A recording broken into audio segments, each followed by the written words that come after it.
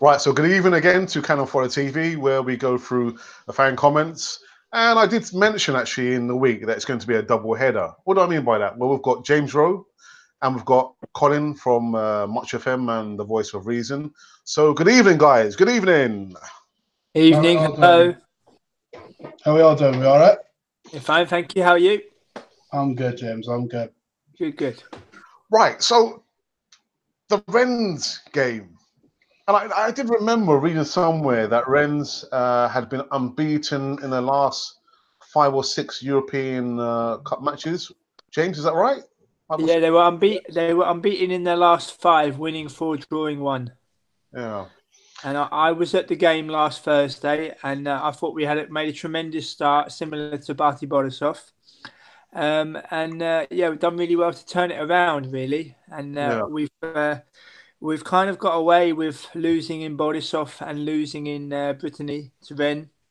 But with Napoli in the next round now, there's no room for error. We've got to we can't afford to lose in Naples the way we've lost in Borisov and in Brittany. So so it's going to be a step up. It's going to be a test, and also the different dynamic as well with the first leg at home and then the second leg in Naples. I think that's going to play. I think that's going to be of vital importance. I think. Yeah. Cole, what was your prediction for the second leg of the Rennes game? Did you give a prediction? I can't remember. I don't think I did, but either way, I kind of thought we were winning comfortably in the end. Like I said to you, like a couple of weeks ago, or was it even the other week? I can't remember. But I did tell everyone not to panic. The voice of reason. I told you not to panic. Yeah, apparently I know nothing, though. Apparently I know nothing. And do you know what? I feel like Nostradamus in this bitch. See, I feel like I've had the right to wear this now because everything I've said has turned out to be true. But enough messing around. But guys, just before we continue, I want to say I did see in the news. I saw in the news that David Ospina had suffered a head injury, and I think it was against Udinese. Yeah, it was. And I think he's been given the all clear. So our thoughts go out to David Ospina. I think he's been given all the clear. But I hope he's okay. Yeah, I second that. I hope he makes a speedy recovery. Yeah. Right. So James did mention about Napoli, and I wanted to ask you guys. So, are Napoli going to pose a totally different threat, and in which way? So, they will. They've got some good players. From what I understand, Insigne's he'll just be coming back from injury because he's been out for a month. He'll be out. Well, I don't know how far along he is now, but at the time he got injured, he was going to be out for a month. So he's not going to be at his best straight away. And he comes back round about the time that we play them.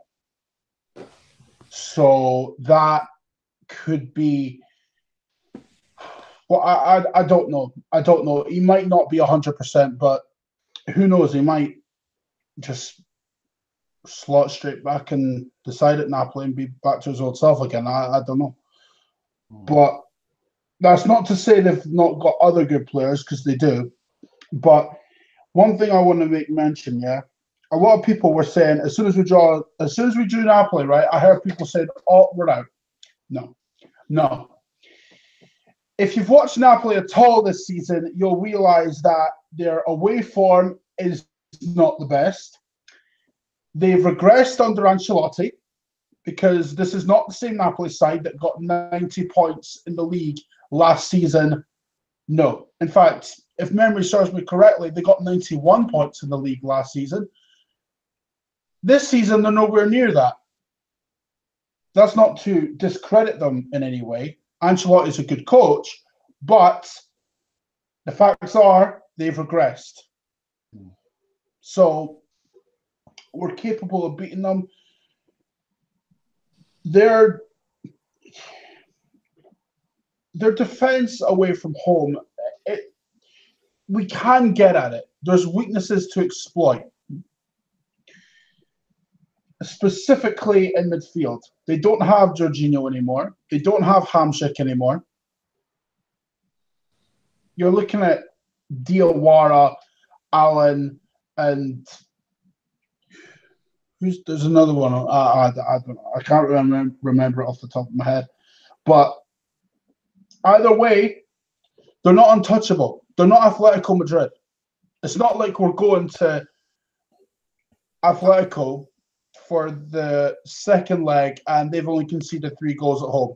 Napoli have conceded far more than that. So it's not completely out of our reach, the Europa League. If we beat Napoli, we're in with a shout of winning it. But then again, the other threat in the competition, Valencia. And that's the kind of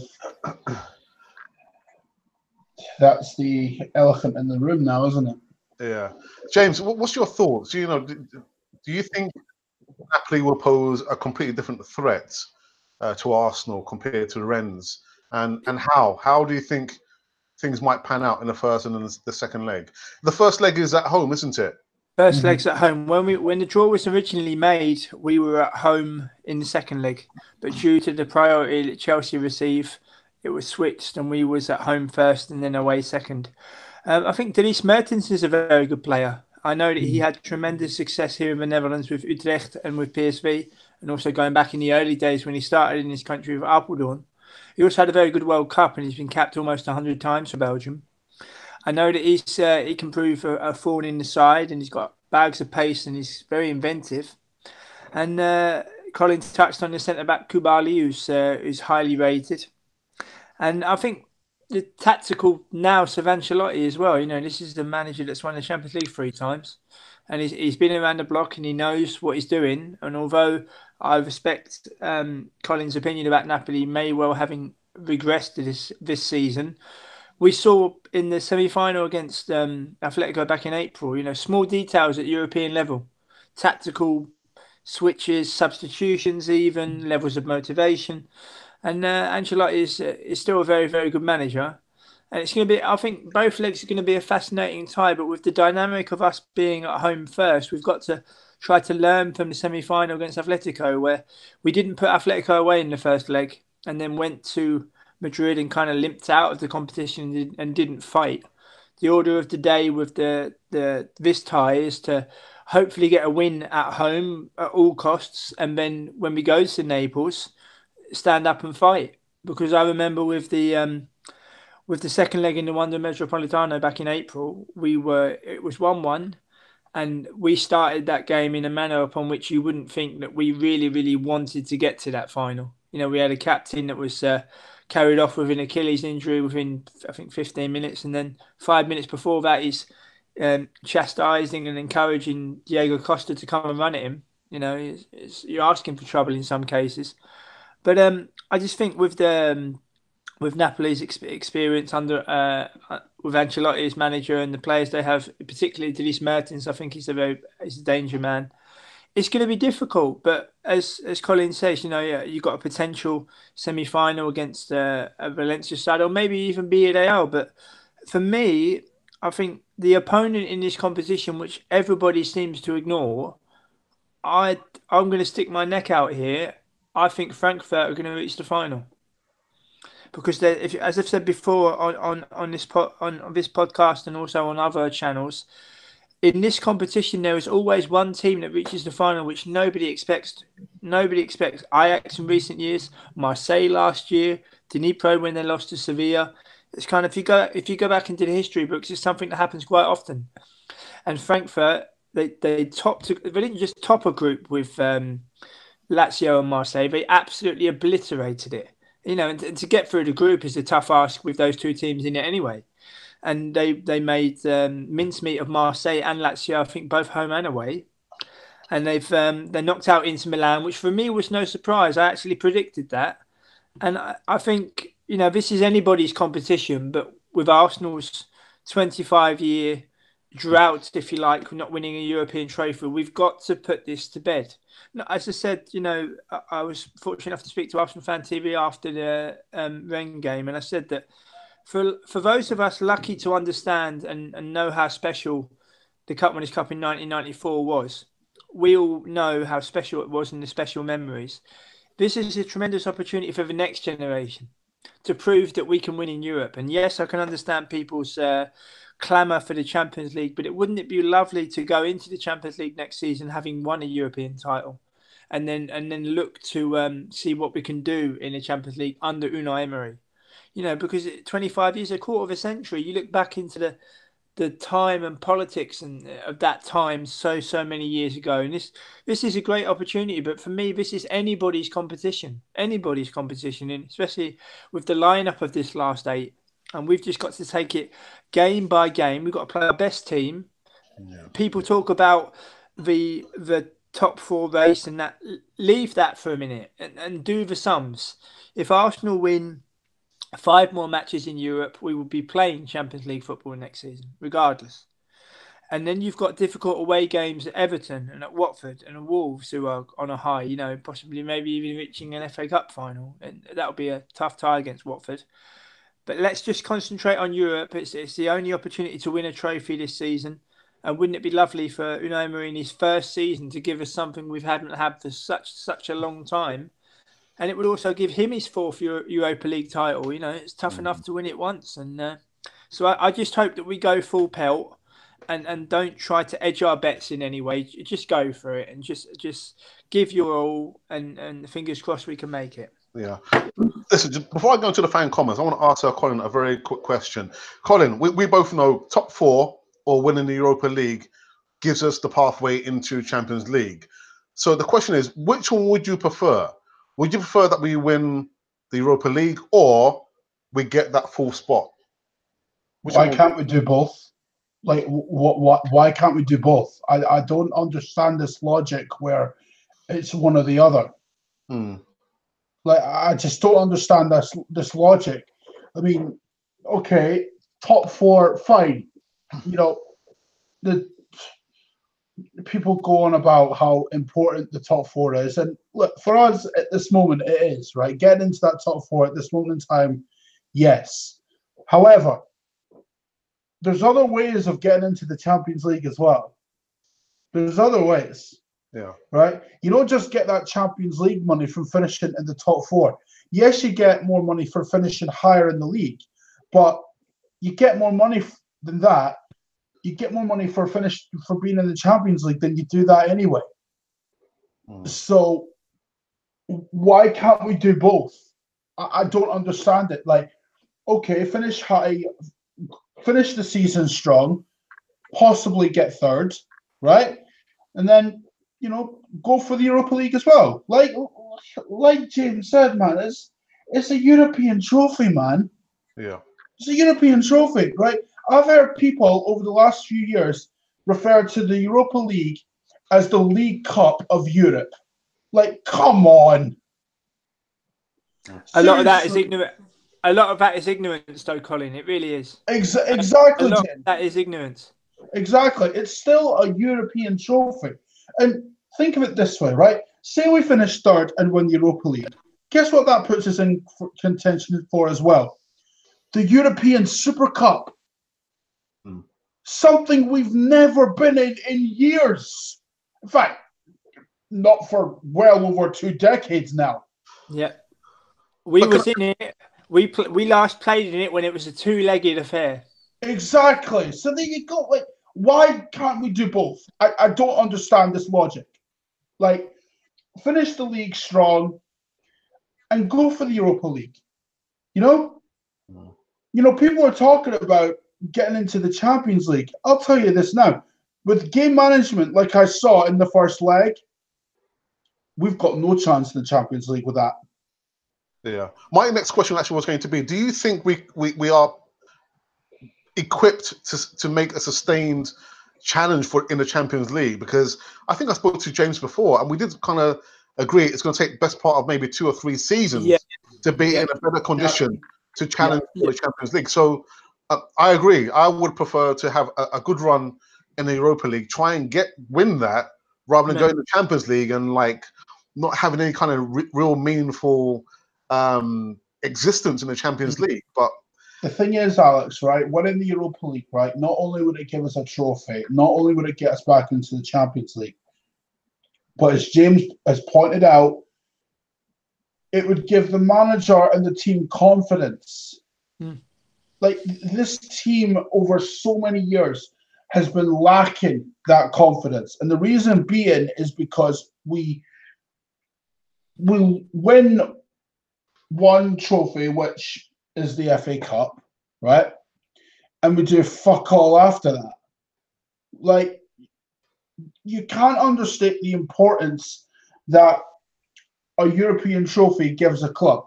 In fact, if you go back in history, right? Look at Sevilla. 3 times Europa League. You tell me that didn't mean anything to them? Nah, of course it did. Of course it did. There's very few teams in this competition that I see as a threat. As James has pointed out, Frankfurt is one that, I'll be honest, I didn't really see as a threat. But from what I saw the other night, and given how much Inter are in free fall at the minute, the Icardi situation is not helping. It's not. Without Icardi, they just lack ideas. And from what I saw in the Milan derby the other night, that was given to them through Gattuso's lack of tactical brain. Like, just, I don't really want to talk about that. But thing is, you talk about Inter and Lazio, yeah? I've said before that Inter were in free fall. To those of you who don't watch Serie A on a regular basis, let me enlighten all of you. Lazio are garbage.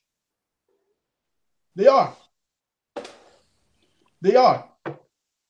Their best players are Milinkovic, Savic, and Immobile. Without them, nothing. So I'm not surprised they went out. They've not been good in years. So it's no surprise they went out. Inter, okay, fine. That was a surprise. But a lot of that is down to the Icardi situation. And had Inter had Icardi against Frankfurt, probably would have been a different game. But again, that's ifs, buts, and maybes. Oh, sorry, Carl. I'm going to cut you off there just for a second. I just need to go through some fan comments, and then we can continue the conversation. Right. So just some of the fan comments which were put on Canon Fodder over the last few days. I've got one here from Richard from Arsenal TV, and he says, "Good video, brother. It was never in doubt." No, he's referring to the Rennes game. He says, "It was never in doubt for us to win. Our home record is one of the best in the Premier League and Europe. If you saw my preview, I only got it one player wrong. I predicted the score was right, as well as Aubameyang should have had 4 goals tonight, but we got the job done, and it's a good way to end the week." Then I've got quite a long one here from Arnav Ghosh, who's a regular on Canon Fodder TV, and he says, "Keeping a clean sheet in 2 extremely important games is something most Arsenal fans, including myself, didn't expect." Before I just read on, I want to ask James a question.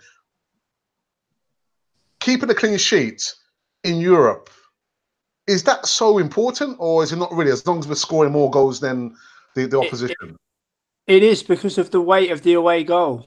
We've reached the stage now where European teams that win don't even appear to celebrate victories anymore if they've conceded goals. It's, oh, we've conceded. But they might have won the match. And, you know, if the might and the weight of the away goal, I mean, how many times have Arsenal gone out on away goals in European competition? Monaco away goals, Bayern Munich away goals. AC Milan. Yeah. For example, you know, it's come back to bite us in the backside many times, but it should give us confidence going into the Napoli game. You know, where the small details. I mean, if we can go to Naples and score, that could give us a great opportunity to get through. But we've got to be proactive and got to be ready for it, and we've got to really want it. You know, to bow out at a quarter final or an eventual semi final as well, there's a long way to go, and you know, we got to fight for it and stand up and be counted. And I didn't see that in the Wanda Metropolitano in the second leg in Madrid back in April, but we've got a chance to put it right under a manager who's won this competition 3 times. And don't forget as well, Unai Emery has come to us not just to be successful for Arsenal Football Club, but also he wants to be successful at Arsenal. He wants to make Arsenal a success. And what with the so-called 2-year deal that he's signed, if targets are met and eventual extensions, you know, I think he's had a good debut season, and this isn't his team either. This is him arranging things. When he gets to arrange his team and the players he wants, we're going to move up a gear. But that will take time. But it's just you got to kind of weigh things up now, because to get, as Colin says, to get Champions League football and not win a European trophy, you know, the expectation of fans and stuff, and you know, we've got a tremendous opportunity now, and it would be a shame to let that opportunity go to waste. Yeah. So just going on from his comment, it's quite a long comment he's put on the channel. He says, "This is a major achievement. We got the goals and missed double the number of sitters. That wasn't our problem at the beginning of the season. We got through matches because of our scorers, even after conceding goals. Now there are few away matches coming up, and we cannot afford to be so wasteful." Ozil didn't have as good a game as he had against Man U. I'm not so sure about that. But still, he proved his value in the team. Mustafi, he is always so shaky. Colin, that's your man. Giving the ball away, an important position. You're really going to let me talk about Mustafi, you? aren't Mind you, teams in the Premiership won't be so forgiving. Yeah, actually, just before we just go on, I've got a tweet here I just wanted to read to you guys. Just bear me a second, please. Right, so again, I'm not going to mention the Twitter handle, but this person is referring to the Rennes game, and he says, "Ramsey was immense today, and everyone fought very hard. Mustafi was Rennes' best player with 3 mistakes that could have cost us." Colin. See, this is what I don't get. Like, I mean, Alex, you know, I tried defending Mustafi over the years. I really did, right? However, I find it ironic in the first leg where he's telling the other guys to focus and double up when he's the one at fault for the majority of it. I don't. The thing with Mustafi, right? The reason why people like him so much, it's not because he's good defensively, because he's not. It's not because of the fact that he's. I don't even know. The only reason he's in this side is because he's an average ball playing centre half. It's the only reason. He's not good defensively. He's not. The amount of mistakes he makes. And it's ironic because, correct me if I'm wrong, against Man United, when we kept a clean sheet, was he in the side? No. Coincidence? I think not. I think not. And before someone jumps on me and is like, "Oh, but we kept a clean sheet against Rennes and Mustafi was in the team." Yeah, but Mustafi didn't exactly have a good game now, did he? I mean, this guy's a calamity. End of discussion. Let's call it what it is. Rennes are average.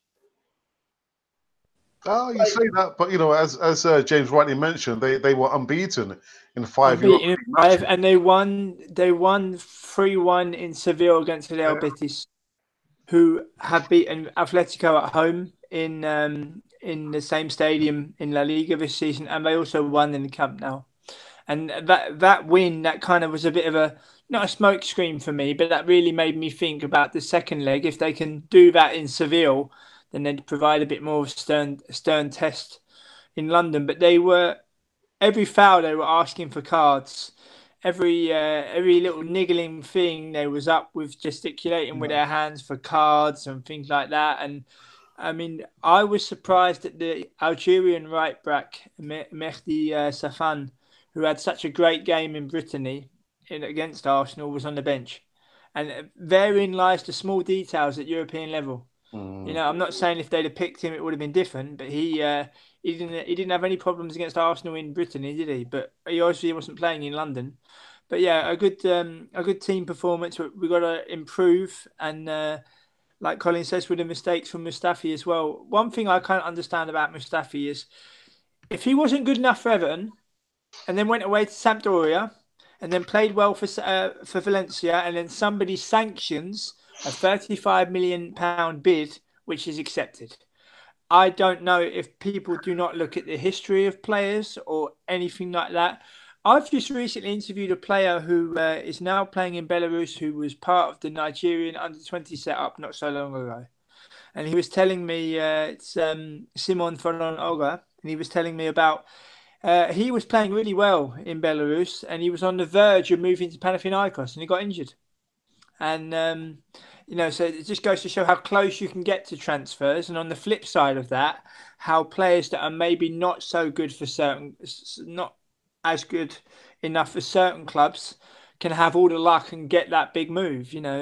I've been stating for some time now that I'm really intrigued in the summer, the type of players that Arsenal identify and who they bring in. I think it'll be a real mix of players that we might have heard of before, players that we might not have heard of before. I think Unai Emery is going to be really proactive. I think we'll see some deals done early, but I'm really looking forward to seeing who he identifies, because that's going to be something which is going to be vitally important for Arsenal going forward. But James and Colin, always talk about Monchi, coming into Arsenal. Well, allegedly he was going to come to Arsenal.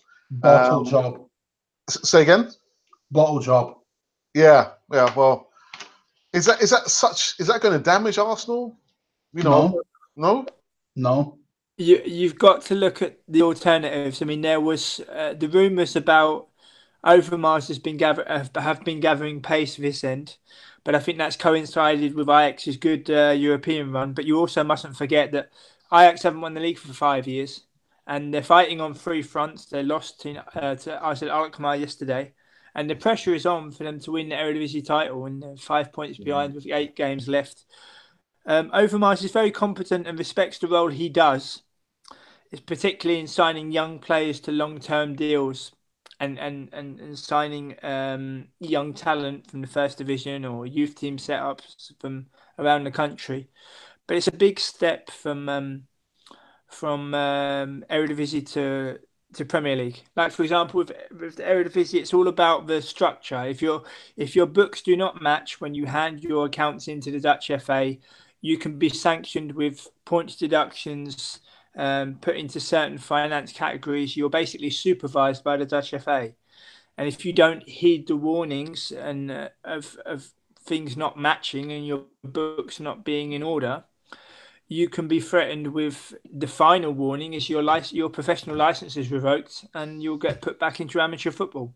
So here in the Netherlands, they're a lot more stern, and that's why we've seen here in Eredivisie in particular the managerial appointments we've seen recently in the back end of last season. But I think Overmars respects the role he does. I think he enjoys it.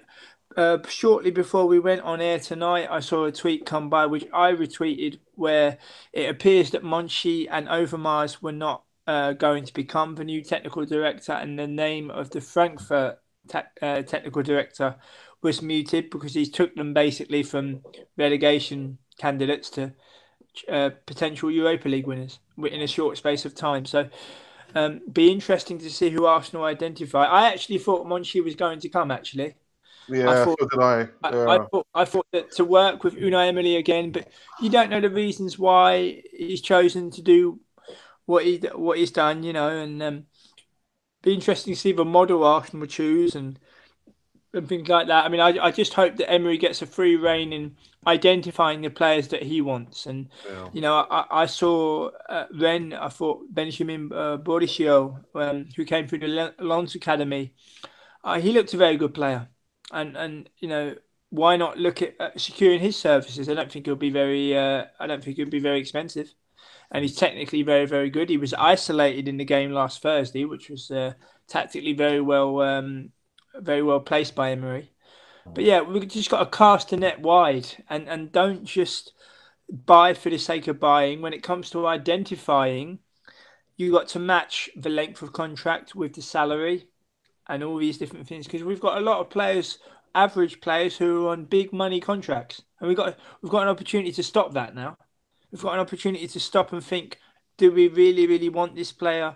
Are there alternatives? Let's look at what we can do. Because I think going forward, that can really help us. I'll give you an example. People talk about Ben Chilwell as a left back. Now, that would be my number one choice. But Arsenal put in 2 years ago what was deemed a derisory bid for Ben Chilwell. If we'd have gone in with a decent bid back then, he'd already be an Arsenal player. And now you're looking at him signing a contract extension. I think he'll be at least 40 million. And given the potential budget that Arsenal might have, that would eat in for one particular player in a left back position when you're looking at potential defenders and maybe even a winger in the summer, perhaps. Right, so just before we continue, there are a couple of notices just before we go into the chat. One of which is we're voting for James Rowe NL for the Football Bloggers Awards. So I've left the link in the comments box below. We're going to be voting for him in the International Content Creators Award. So if you like what you hear, if you've seen James Rowe's Twitter handle and what he does out there, it's absolutely fantastic. You must, actually, I'm telling you, you've got to vote for James Rowe, because we are. Apart from that... Thank you very much, Alex. If I can just give a little sweetener to the Arsenal fans as well. I recently interviewed former Arsenal player Sebastian Larsson, and that interview will be published in the next 2 weeks. And so obviously we talk not only about his time, he's now EK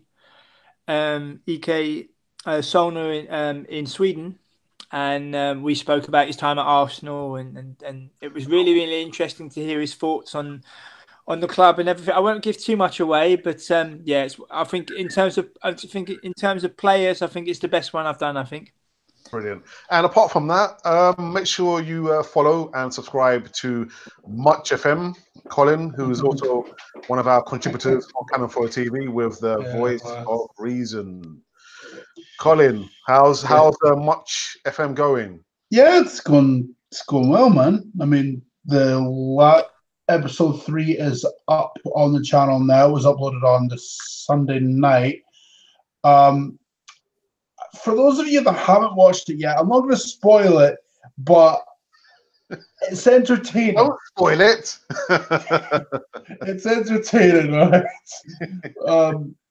I've also got squad guides coming up as well. I don't know what one I'm going to go with first, and that will happen before I go on holiday.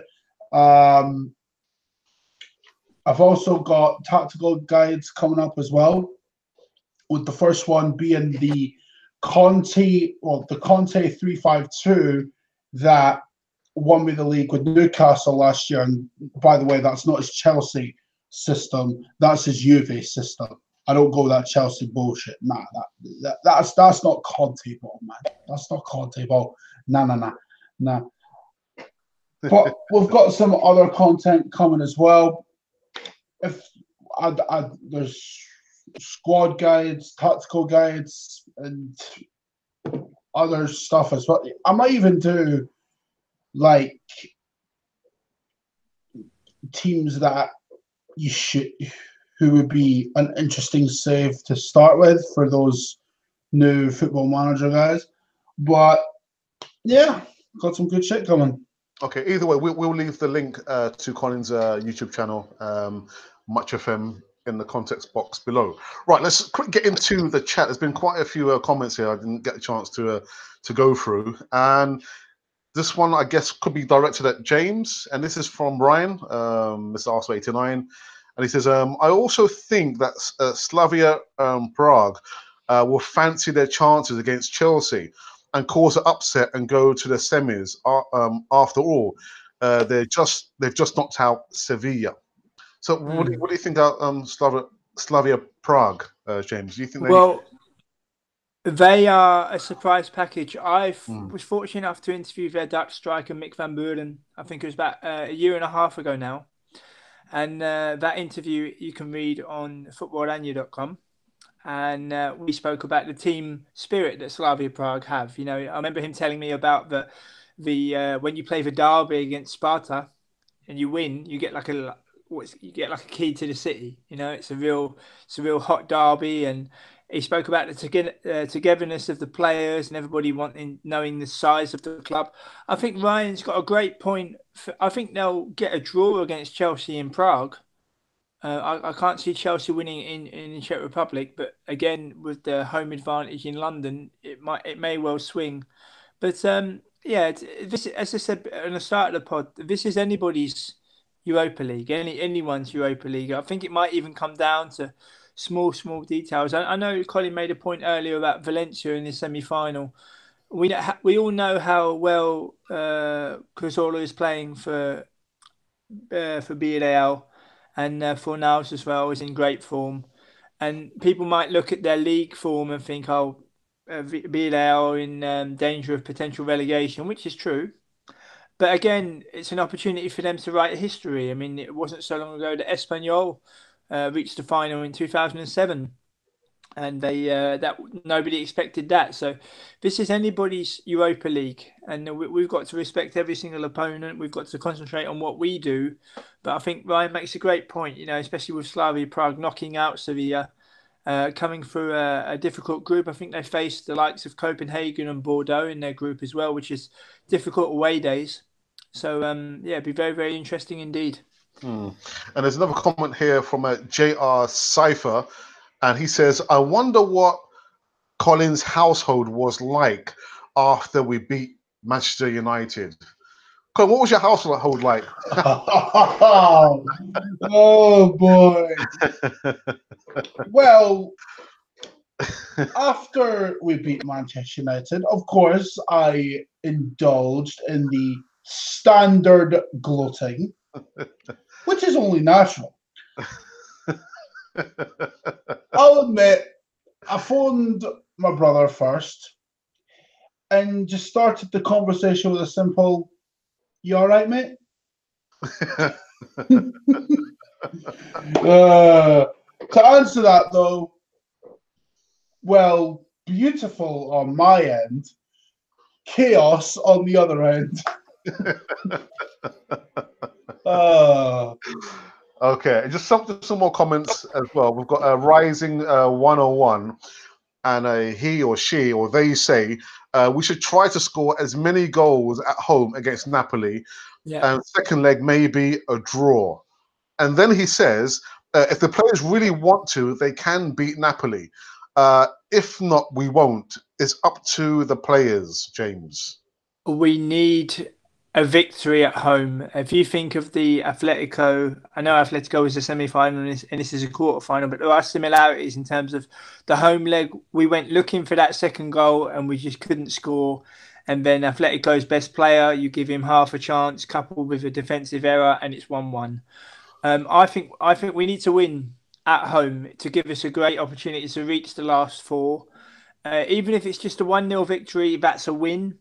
But I'd like to think, at least 2 goals would help us. And also, Colin would know, with his expertise with Italian football, I wonder how difficult in terms of atmosphere and intimidating atmosphere it's going to be at this Sao Paulo. Yeah, it's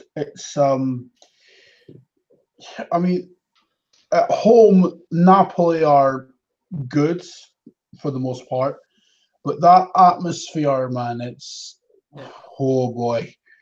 Yeah. Those Napoli ultras, man, I swear to God, they're nuts.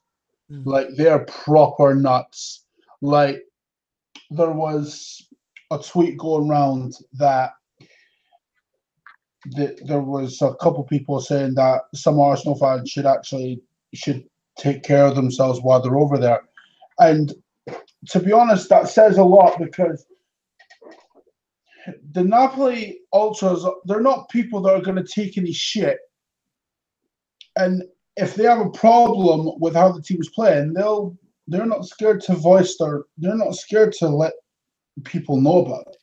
Like they're up there with the Milan, the Milans, the Inters in terms of like pure madness. But for me, I'd rather 2-0 at home than 1-0.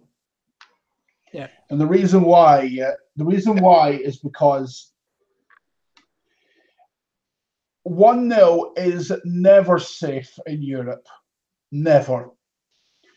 Hanging on to a 1-0 lead when you're going to Naples is suicide. It's just not going to work.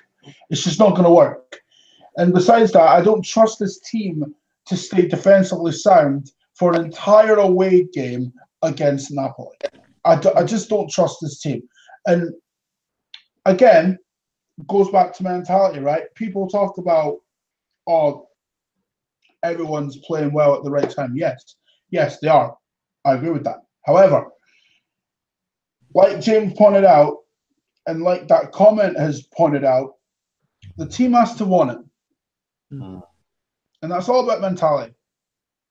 If the players show up with the mentality that they did in Madrid, in Naples, we've got no chance. Yeah, no, I second that completely. I mean, for me, going back to that semi-final, I remember watching it, thinking, I knew within 15 minutes it was done, and a game lasts 90 minutes. And you know what, James? I actually thought that when that game kicked off, 10 minutes into it, I was like, nah, no happening. The mentality wasn't there, and besides that, what's different with us this season that wasn't last year, right? You've seen the lackadaisical attitude of the manager in the second leg. That reflects on the players. That has a toll on the players' mentality as well. If you see your manager not doing shit, how do you think you're going to react to that as a player?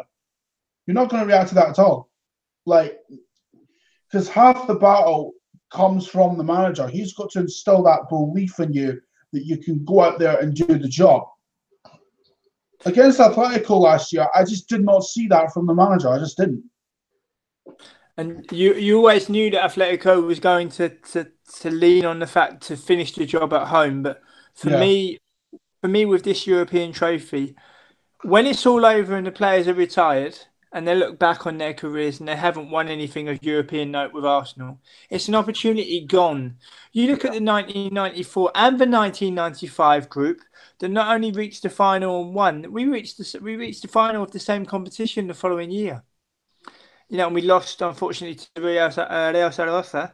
But those that won in 94, they're still legends today. Why? Because they won. I mean, we're still talking about them now. You know, even the likes of Ian Selly won a cup, win his cup. You know, these types of things. But the man's won in Europe with Arsenal. But you've got to look at the players. The players, when their careers, when all is said and done, this is a tremendous opportunity which we have got to take with both hands.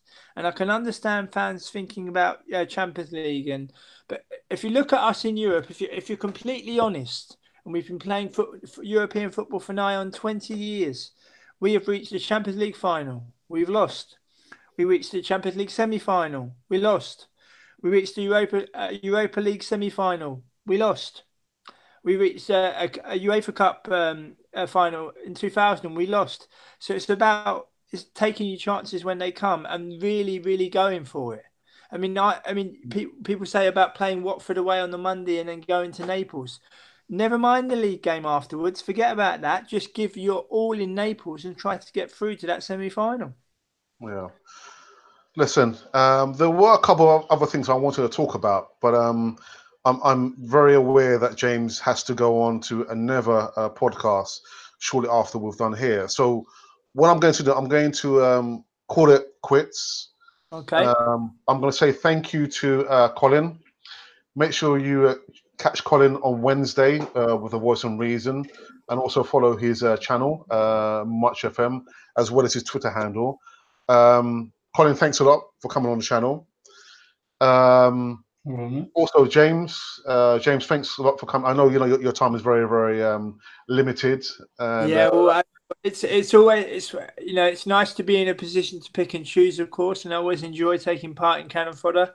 Good. And interviews have died down a little bit of late, so a little bit more time on my hands, but just have to find a balance, really. Yeah. Just one more question, James. Are you going to be at the Newcastle game on 1st of April? I'm not. I'm hopefully going to be at the Naples home leg against Napoli, providing they give me time off. I don't know if I've got it yet. Okay. But yeah, fingers crossed they'll give it. So, but Napoli will be my my final home game of the season, come what may, because even if we do get through, I won't be able to make a semi-final, unfortunately. So yeah, I hope fingers crossed I'll be at the Napoli home game, but I'll keep you both posted. Okay. Well, listen, that being said, I want to say thank you to everyone who came into the chat, and also those of you who have put comments on Cannon Fodder TV over the last 7 days. And again, if you like what you've seen for the last 45 minutes, make sure you subscribe to Cannon Fodder TV, as well as follow James Rowe on his Twitter handle, which is James Rowe NL, and also Colin. I think I've left the link in the comments box below. But anyhow, this has been fan comments on Cannon Fodder TV, and from James, Colin, and myself, we are out.